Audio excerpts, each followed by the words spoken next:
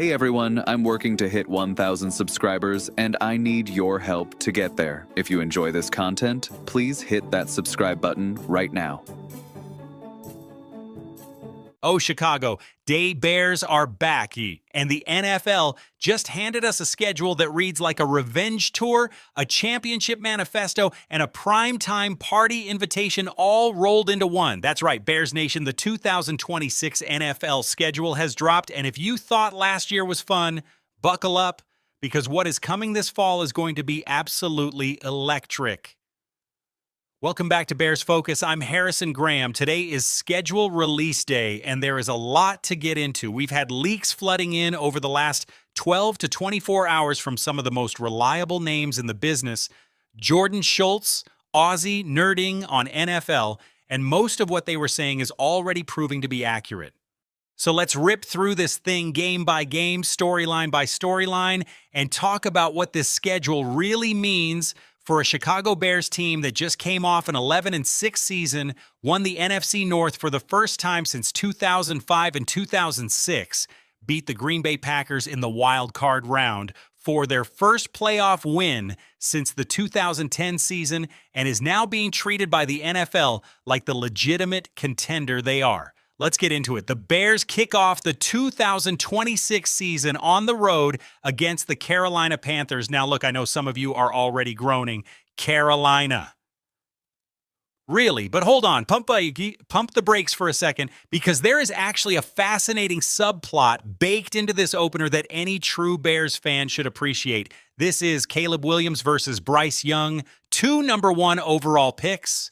Two quarterbacks who owe their entire existence in the NFL to the same moment in time, that wild 2023 offseason when Carolina traded up to the top spot, grabbed Bryce Young, and in doing so handed the Chicago Bears a treasure chest of assets that they used to build this entire roster.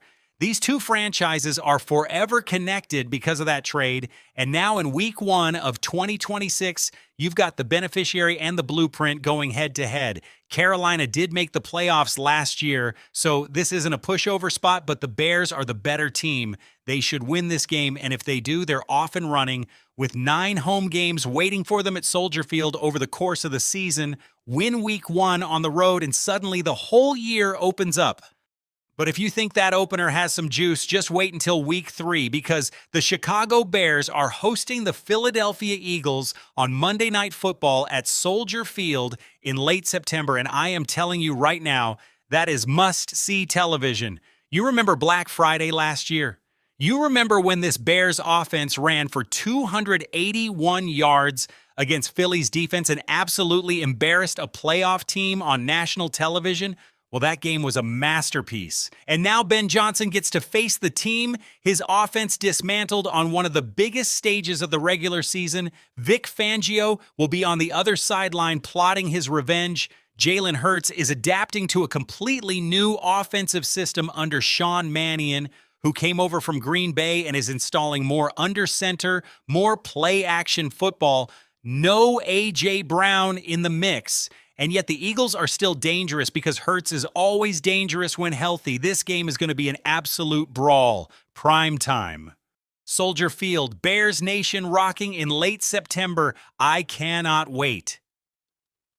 Fresh off that Monday night showdown, the Bears come back down to earth, or so the schedule makers think, in week 4 when they host the New York Jets. And folks, if there is a must-win on this schedule, it is this game. The Jets are one of the weakest rosters in the entire NFL. They're young, they're rebuilding, and they are walking into Soldier Field in October.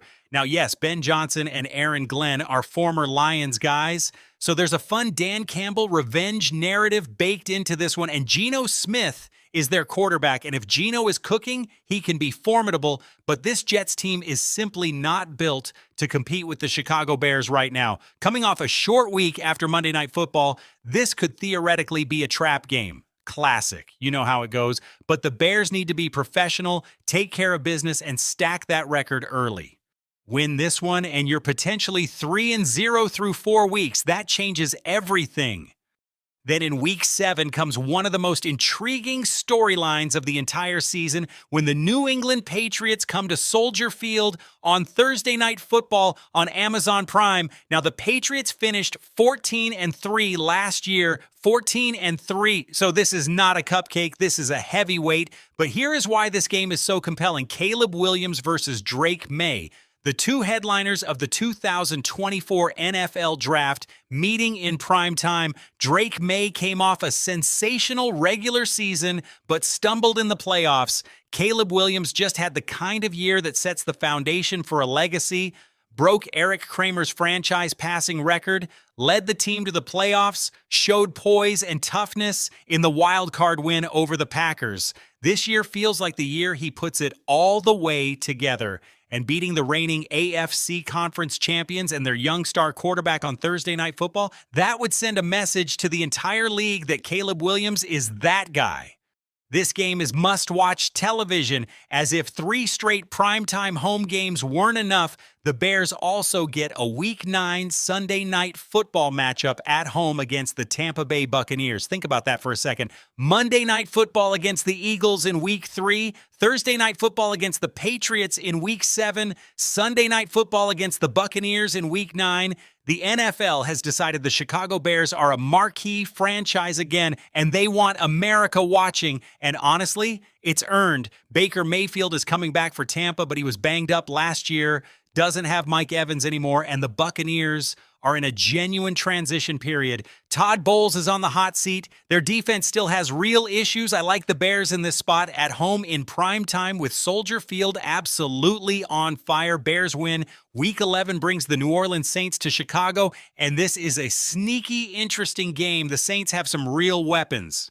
If Spencer Rattler continues the trajectory he showed last year, if Jordan Johnson is healthy coming off the hamstring issues, they've got Chris Olive building chemistry with their quarterback, and they drafted some young, exciting pieces. The Saints are a team that could genuinely compete in the NFC South. So while this is a home game and the Bears should have a significant weather advantage in November, don't sleep on the Saints. This one could be tight, but Bears at home in the cold in November, I like it. And then comes the one we've been waiting for, the one that has already been officially confirmed by the Bears organization themselves. Thanksgiving Day, Detroit Lions, Motor City. The Bears are heading to Detroit on November 26th for a noon kickoff on CBS, and this is the game that every single Bears fan has circled on their calendar. Ben Johnson, his former team, his former boss, the man he left behind to come to Chicago. Johnson is 0-2 against Dan Campbell and the Lions. And you know that burns him. You know he has been thinking about this moment since the day he signed his contract. The last time the Bears were in Detroit on Thanksgiving, we all know what happened. And it wasn't pretty, but this is a completely different Bears team. This is a team with a legitimate offensive identity, a head coach with the fire and the scheme to compete with Detroit's best, and a fan base that will show up in droves even at Ford Field. The Lions are going to be fired up. The Bears are going to be fired up, and the entire country is going to be watching. Thanksgiving football doesn't get better than this. The Bears continue the back half of their schedule with a Week 13 home game against the Jacksonville Jaguars. Jacksonville finished 13-4 last year, which honestly surprised a lot of people, but there are legitimate questions about whether they can sustain that. They lost their best defensive player, Devin Lloyd, to Carolina in free agency. Trevor Lawrence is still a question mark as a consistent franchise quarterback, even after his solid year with Liam Cohen's offense. Brian Thomas Jr. needs a bounce back. They've got holes to fill, and the Bears are catching them in early December at Soldier Field. This is a winnable game, and it's one the Bears need to take advantage of. Rounding out the schedule, the Bears also get the Detroit Lions again in Week 17 at home, and they close the regular season at Minnesota in Week 18 to face the Vikings and Kyler Murray. Assuming Murray starts over J.J. McCarthy, which is its own fascinating subplot, the Vikings are a team that could be very dangerous depending on how that quarterback situation plays out. And finishing the season in Minnesota is close to a gritty schedule. It's also, for the OG subscribers here on Bears Focus, the same venue where the Andy Dalton pick six happened and where Harrison said, "Thanks, Nagy," on the call. that ended the Matt Nagy era. How far have we come? Genuinely remarkable. Now let's talk big picture for a second because this schedule tells a story. The Chicago Bears finished 11-6 last year. They won the NFC North. They beat the Packers in the playoffs. They fell to the Rams in the divisional round in overtime. And now the NFL has rewarded them with a marquee schedule. 3 primetime home games before Week 10, a Thanksgiving Day showcase, and a Thanksgiving game against the team with their head coach's history. Vegas has the Bears win total at 9.5. Their odds to win the NFC are plus 1,300. Their Super Bowl odds are plus 2,500. This is a team that the betting markets still view with some skepticism, and that is exactly the kind of underdog energy that a Ben Johnson-led team feeds on. The opponents are tough. The schedule includes 7 teams that made the playoffs in 2025, Siddi. The Seahawks, Panthers, Packers, Eagles, Jaguars, Patriots, and Bills. The strength of schedule sits at .550, which is no cakewalk. But this Bears team has Caleb Williams entering his 3rd year, one of the better offensive minds in football as their head coach, a defense led by Dylan Thieneman, who already has people talking Defensive Rookie of the Year, and a culture that was completely rebuilt from the ground up. They have not made back-to-back playoff appearances since 2005 and 2006. Ending that drought starts tonight when the full schedule is revealed and Bears Nation collectively loses their minds. The official schedule drops at 7 p.m. Central tonight on NFL Network and ESPN. We will be going live here on Bears Focus at around 6 o'clock to do some Q&A, knock out some segments, and then react to the full schedule together with all of you. This is one of the most fun days on the NFL calendar, and I want to spend it with the Bears community. So make sure you set that reminder, come hang out, and let's break this schedule down game by game together. This is going to be a season, Bears Nation, and we are going to cover every single moment of it right here on this channel. If you enjoyed this video, smash that like button. It helps more Bears fans find the channel. Drop a comment below and tell me what game you are most excited about. Is it Thanksgiving in Detroit, Monday night against the Eagles? Caleb versus Drake May on a Thursday night? Let me know. And if you are not already subscribed to Bears Focus, what are you waiting for? Hit that subscribe button and join the best Bears community on YouTube. We cover this team day in and day out because we love it just as much as you do. Bear down, and we'll see you tonight.